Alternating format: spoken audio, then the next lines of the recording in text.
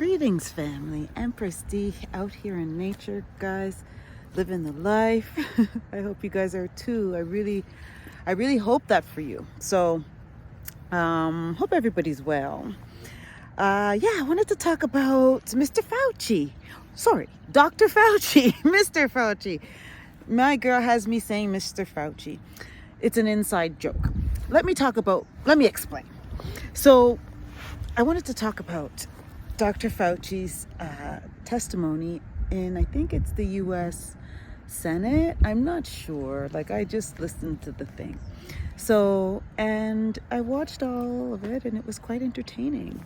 Actually, it wasn't entertaining. I was quite upset, and I was disgruntled a little bit. I shouldn't say upset. I don't get that way, but I was a bit disgruntled, and I had a bad taste in my mouth after watching it. I wasn't satisfied after watching it, because I felt like half of the senators or whoever was questioning him or had their 5 minutes with him praised and supported his efforts. So, and it was, of course, along the lines of whatever political party. So I think the Democrats, or who are in power now in the U.S., are supporting his efforts and congratulating the amazing, immaculate job this man did in managing the pandemic. Let's evaluate what the outcomes would be in terms of the outcomes of success or failure in managing the pandemic. So presently in the West, all of the Western world are seeing excess death level higher than before their management, the pharmaceutical management. Their highest excess death level was in 2021. Second highest was in 2020, third highest in 2022.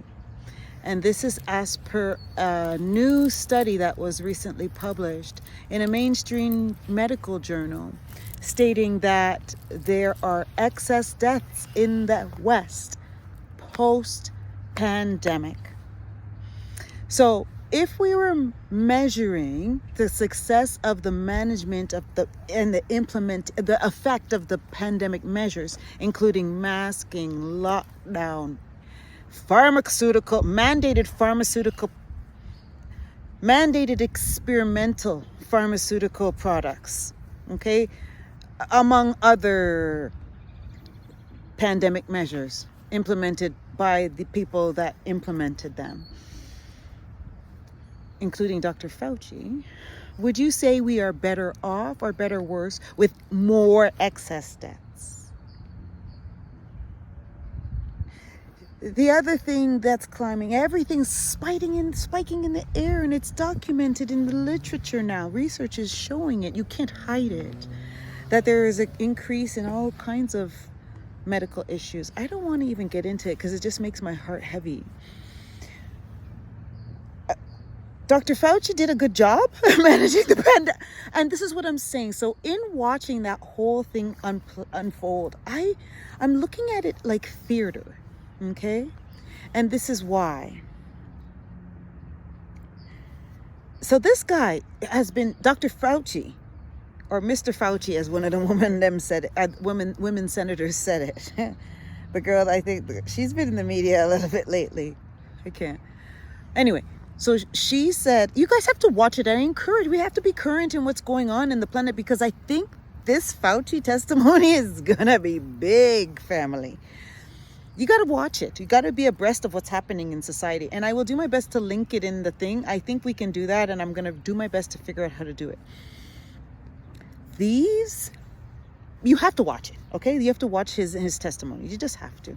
So my whole point is, it was theater to me, because I didn't count, but my estimate or guesstimate would be 50% in support of Dr. Fauci, and 50%, maybe even less, saying, yo, what the heck was this, man? And trying to call him out on it. And he's like, and the other thing that I see in this man's testimony is he's an actor. This is how he speaks. You have to watch it for yourself. It's a pandemic. this is how the man is testifying. And he's talking about serious issues of people's lives, okay? It's like an acting thing. So to me, Fauci's performance was acting. And to me, the senators in support of him were acting. And to me, this is all theater. Because at the end of the day, let's think about it. This Dr. Fauci, he's been in government, in the NIH, I think it's called, or whatever the government medical branch in the US. He's been there for 40 odd years or something like that.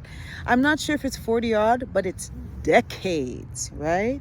And in those decades, there have been different, sometimes it's the Democrats leading, sometimes it's the Republicans leading. But all throughout, he's been in play in terms of the medical branch of the US government. So what does that tell us? That tells us it doesn't really matter who's in charge in terms of, at least we can prove with the medical agenda from the US government. It's one person leading the show, and that was Dr. Fauci, regardless of the Democrat or Republican Party in power. This Dr. Fauci, I think it's going to be big, family. It might be the catalyst to unfolding that what we've been fed is a big old lie. And that the Republican, and it's proof now, like it's proof that we can't see beyond, like we can't ignore now that Republican and Democrat are two wings of the same bird. All right, family? Food for thought. I will do my best to link the Dr. Fauci testimony thing that I watched. It's 2 hours plus. Take it in it, like little by little, man. It was irritating for me to watch, but I watched it because I wanted to hear this.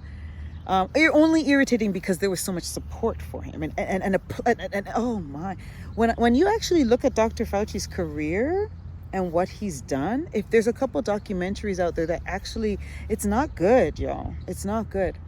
Anyway, family, take it in if you like. That's what I wanted to share today. 2 things. I think it's really important for us to be abreast of what's going on around us and not putting our head in the sand like an ostrich, trying to block it all out. La, la, la, la, la, nothing's happening. Let me distract myself with this, that, and the other, and tuning out like that there's something obviously wrong with our world. We can't tune it out anymore. It's coming blaring in our face. So I think we need to brace ourselves, family. Anyway, I am going to let you go. Thank you for taking the time to listen. And I honestly love and I value each and every one of you, family. One love.